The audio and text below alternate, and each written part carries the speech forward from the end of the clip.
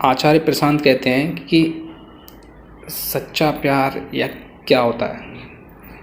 जब वो कहते हैं कि सच्चा प्रेम वो होता है जिसमें कोई इंसान भगवान के दर्शन करा दे, या तुम उसको करा दो भगवान के दर्शन, कि लगने लग जाए कि यार कुछ तो होता है भगवान, या वो तुम्हें करा दे। तो आई थिंक ये साइन है। और प्रेम क्या होता है? प्रेम आई थिंक वेदनाएं होती हैं, 99% उसमें दर्द ही होता है, पीड़ाएं होती हैं, इसमें दर्द होता है। आई थिंक वही सच्चा प्रेम होता है।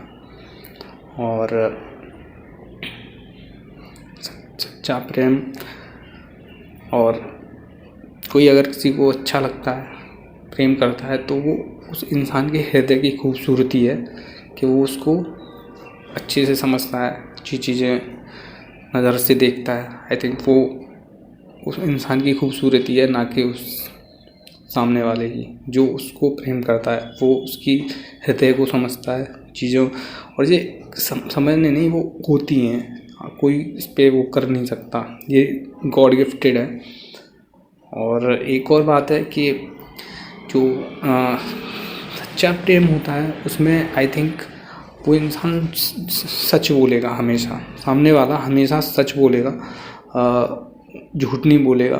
उसको हकीकत बताने की कोशिश करेगा सामने वाले को कि इस दुनिया की सच्चाई क्या है, इस दुनिया में सच क्या है। और वो हर तरह की बात करेगा, सिर्फ लुभाएगा नहीं, ना इम्प्रेस करने की कोशिश करेगा, सिर्फ अच्छी बातें नहीं करेगा, वो बातें भी करेगा जो एक्चुअल में हैं, जो होनी चाहिए। हर तरह की बात करेगा, हर तरह की, ये फैक्ट है। और वो सिर्फ ये नहीं है कि सिर्फ दिखावा चीज़ें हो सकती है वो, लेकिन वो हमेशा सच बोलेगा जिससे कि तुम्हें इस दुनिया का सच पता चल सके, लोगों का सच पता चल सके कि एक्चुअल में लोग कैसे सोचते हैं, होते हैं।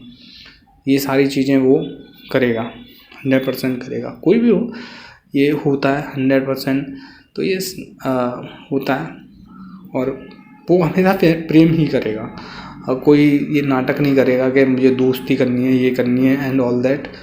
वो सच में प्रेम होगा तो वो यही कहेगा, हाँ प्रेम है, प्रेम ही है, कोई दोस्ती वोस्ती नहीं है, कोई नाटक नहीं है। और अगर ये कहते हैं कि दोस्ती है और ये चीज़ें हैं, तो आई थिंक वहाँ पे कुछ चीज़ें हो सकती हैं जो डिफरेंट हो सकती हैं। बट ये तो सच है कि प्रेम सीधा प्रेम ही होता है, ठीक है। कोई बिना मतलब के कोई चीज़ें कर रहा है, चाहे उसके पास ना हो, तुम तुम्हारे साथ कर रहा है, तो आई थिंक ये दोस्ती नहीं, प्रेम है। और बहुत सारी परिभाषाएं लोग अपने अपने हिसाब से देते हैं, लेकिन प्रेम फील होता है, इमोशन है। मेरा एक दोस्त है जो he is pursuing his PhD in Allahabad university Prayagraj. तो उसमें वो कह रहा था कि मैं कहा यार तुम सही हो यार, सही दिखते हो ऐसे वैसे। तो कहता है कि भाई खूबसूरती देखने वाले की आंखों में होती है, ना कि उस इंसान में जिसे तुम देख रहे हो। यार मैं कहा यार क्या तूने बात कही है, कि मतलब एक 1000 करोड़ की बात करी है तूने।